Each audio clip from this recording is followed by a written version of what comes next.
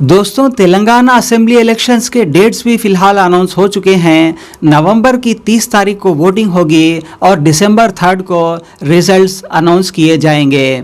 वैसे माहौल भी बिल्कुल पिछली बार की तरह ही लग रहा है। लगभग लग रहा है कि केसीआर साहब एक बार फिर से वहां पर सरकार बनाएंगे और पिछली बार की तरह एमआईएम भी लगभग 7 से 8 सीट तक वो जीत सकते हैं। बस देखना यहाँ पर ये होगा कि नेशनल पार्टीज यहाँ पर कैसे परफॉर्म करेगी, क्योंकि इंडिया अलियंस के बाद राहुल गांधी कांग्रेस पार्टी को काफ़ी लोकप्रियता मिल चुकी है और राम मंदिर और धारा 370 के मुद्दे की वजह से भाजपा को भी काफ़ी लोकप्रियता मिली है, स्पेशली हिंदू समाज में। तो ये दोनों ही पॉलिटिकल पार्टीज जो कि नेशनल पार्टीज है, इनका रोल यहाँ पर क्या होगा, कितने सीट्स ये यहाँ पर ला पाएंगी, यही देखने वाली बात होगी तेलंगाना असेंबली इलेक्शंस में। वैसे हमेशा की तरह असदुद्दीन ओवैसी जी ने इस बार भी केसीआर साहब का समर्थन किया, जो कि उनकी अलियंस पार्टी से है।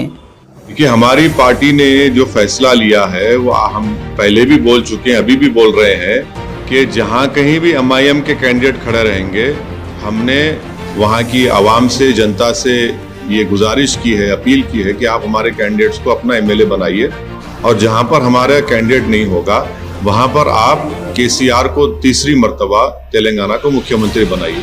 अब जब इनका जो मैनिफेस्टो आया है केसीआर साहब का, इसमें जो आया है वो सबसे बड़ी बात यह है कि अर्बन, खास तौर से अर्बन एरियाज में एक गैस का सिलेंडर 400 रुपये में मिलेगा, तो ये गरीब के लिए बहुत फायदेमंद होगा।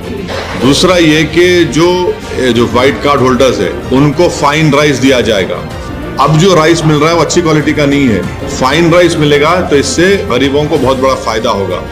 तीसरा, उसमें जो उन्होंने कहा कि जो आसरा पेंशन है वो 3000 से शुरू होगा और 5 साल में 5000 हो जाएगा। ये बहुत बड़ा फायदा होगा उन तमाम गरीबों के लिए। और चौथा, जो पीड़ित महिला है, जो गरीब महिला है, उसके लिए वो कह रहे हैं कि 3000 रुपये का गरीब महिला को फाइनेंशियल असिस्टेंस देंगे। मैं समझता हूँ कि ये बहुत बड़ा फायदेमंद होगा उन गरीब परिवार के महिलाओं के लिए।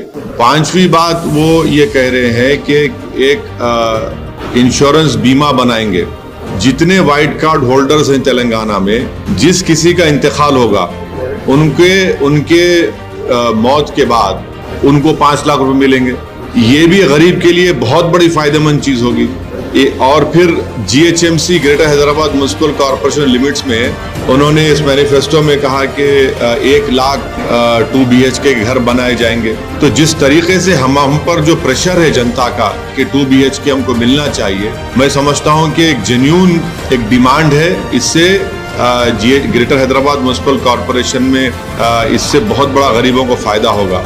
दूसरा, माइनॉरिटी के जितने कॉलेजेस हैं, जूनियर कॉलेजेस 200 हैं, उसको डिग्री कॉलेज में तब्दील किया जाएगा। मैं समझता हूँ कि माइनॉरिटीज के लिए और ख़ास तौर से अल्पसंख्यक समाज, मुसलमान लड़के लड़कियों के लिए बहुत फायदेमंद होगा।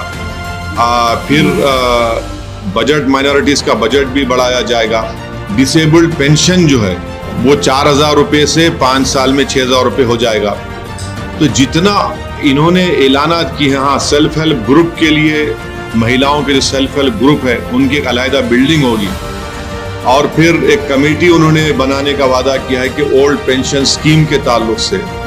तो ये जो इम्पोर्टेंट इन्होंने बातें अपने मैनिफेस्टो में रखी है, और मुझे यकीन है कि तेलंगाना की जनता, खास तौर से चाहे वो गरीब आवाम हो या इकोनॉमिकली वीकर सेक्शन हो, दलित हो, अल्पसंख्यक समाज हो, किसान हो, उन सब के लिए मैं समझता हूँ कि बहुत कारआमद साबित होगा। और इससे यकीनन दोबारा केसीआर तीसरी मर्तबा तेलंगाना के मुख्यमंत्री बनेंगे। अब फ़र्क ये है कि ये देते आए हैं पिछले 9 साल से, तो जनता में इस पर एतमाद है, भरोसा भी है कि भाई ये 9 साल में इसने किसानों को दिया है, किसानों का बीमा शुरू किया जिसको मोदी जी ने कॉपी किया।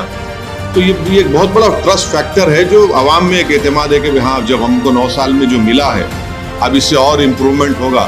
तो ये मैं समझता हूँ कि ये केसीआर को दोबारा आवाम उनको अपनी मोहब्बतों से भरोसे की बुनियाद पर उनको दोबारा तीसरी मरतबा तेलंगाना का वजीर आला बोलिए या मुख्यमंत्री उनको बनाएंगे।